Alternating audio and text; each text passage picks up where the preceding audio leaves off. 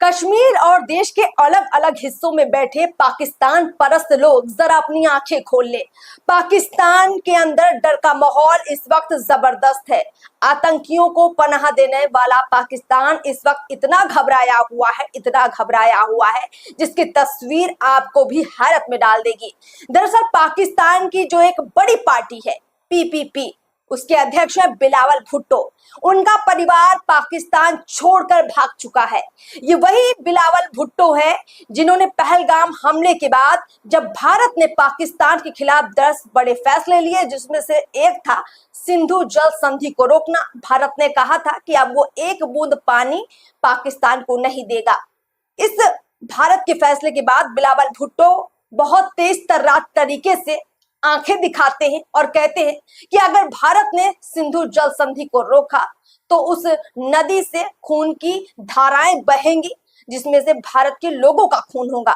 और इतनी धमकी देने वाले बिलावल भुट्टो अब खुद इतना डर गए हैं कि उन्होंने अपने परिवार को पाकिस्तान से बाहर भेज दिया है। उनका परिवार कनाडा में इस वक्त सुरक्षित है। अब दूसरी बड़ी बात कि जो भारत के अंदर मौजूद लोग हैं, कश्मीर के अंदर मौजूद लोग हैं जो पाकिस्तान के प्रेमी हैं, जो पाकिस्तान जिंदाबाद के अक्सर नारे लगाते रहते हैं और जिनको लगता है कि इन आतंकवादी हमलों में पाकिस्तान का हाथ नहीं है, उनको एक बात जरूर कहना चाहूंगी कि जिस पाकिस्तान के ये रहनुमा, ये बड़े बड़े नेता अपने लोगों के साथ नहीं खड़े हैं, वो आपके साथ क्या खड़े होंगे। आपको याद होगा पाकिस्तान के आर्मी चीफ जिनके हाथ में पाकिस्तान की रक्षा का जिम्मा है, वही आर्मी चीफ जिनके हाथ में पाकिस्तान की तमाम ताकतें हैं, उनका परिवार भी पाकिस्तान छोड़कर भाग चुका है। पहलगाम हमले के बाद आर्मी चीफ ने अपने परिवार को पाकिस्तान से रवाना कर दिया। इसका मतलब यह हुआ कि पाकिस्तान में मौजूद ये तमाम नेता जानते हैं कि जब भारत पाकिस्तान का युद्ध होगा तो ये लोग अपने आप को नहीं बचा पाएंगे।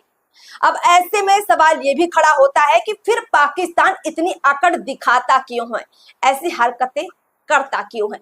दरअसल पाकिस्तान को भारत से हमेशा से दुश्मनी रही है।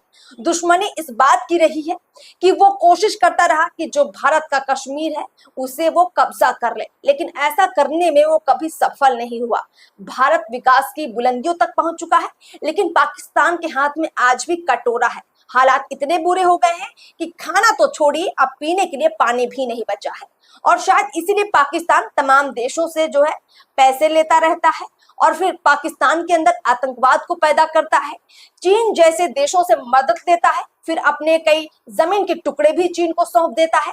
तो इस तरह का पाकिस्तान अब बन चुका है। अब इस पाकिस्तान की जो जबान है वो बहुत कड़वी है, बहुत तीखी है, भड़काऊ है, और ये जबान जो है भारत में बैठे भी कई लोगों को भड़का चुकी है।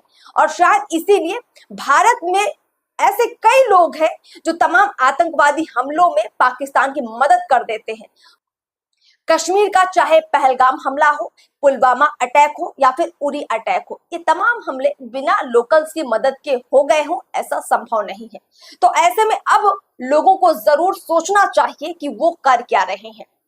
एक और बड़ी बात मैं आप सबसे जरूर शेयर करना चाहूंगी कि पाकिस्तान इस वक्त परमाणु बम की धमकियां दे रहा है। पाकिस्तान के पास भी 100 से ज्यादा परमाणु बम है इस वक्त, और वो कह रहा है कि उसके पास इतने सारे जो परमाणु बम है वो सजाने के लिए नहीं है।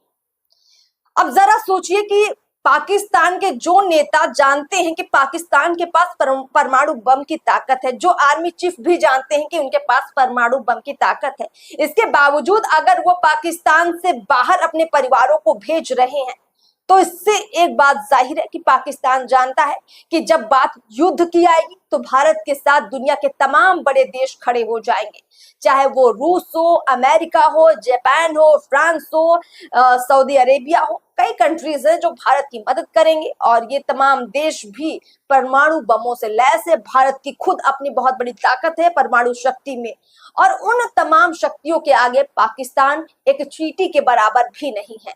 और शायद इसीलिए पाकिस्तान इस वक्त डर में जी रहा है, लेकिन उसके बावजूद तमाम सोशल मीडिया प्लेटफॉर्म्स के जरिए, भड़काऊ भाषणों के जरिए वो अपनी कुछ कोशिशें जरूर कर रहा है कि उसकी कुछ इज्जत बन जाए दुनिया में। लेकिन दुनिया अब पाकिस्तान को समझ चुकी है, परख चुकी है। हाँ, भारत में बैठे कुछ लोग शायद अभी पाकिस्तान को नहीं समझ पाए, नेहा सिंह राठौर हो, अभी मुक्तेश्वरानंद सरस्वती जैसे लोग हों, इनको शायद अभी पाकिस्तान समझ में नहीं आया है, तभी ये ऐसे पोस्ट डाल रहे हैं जो पाकिस्तान को मौका दे रहे हैं कि वो भारत के खिलाफ बोल पाए, कुछ अपने बचाव में कह पाए।